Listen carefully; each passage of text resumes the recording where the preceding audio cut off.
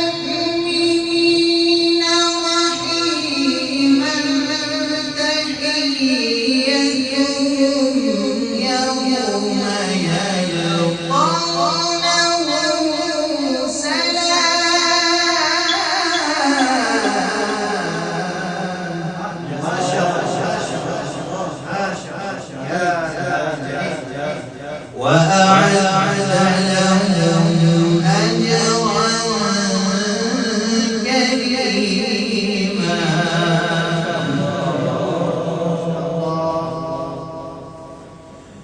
يا أيها النبي إنا أرسلناك شاهدا ومبشرا ونذيرا وداعيا إلى الله بإذنه وسراجا منيرا. ما شاء الله عليك، ما شاء الله. وبشر المؤمنين بأن لهم من الله فضلا كبيرا. ولا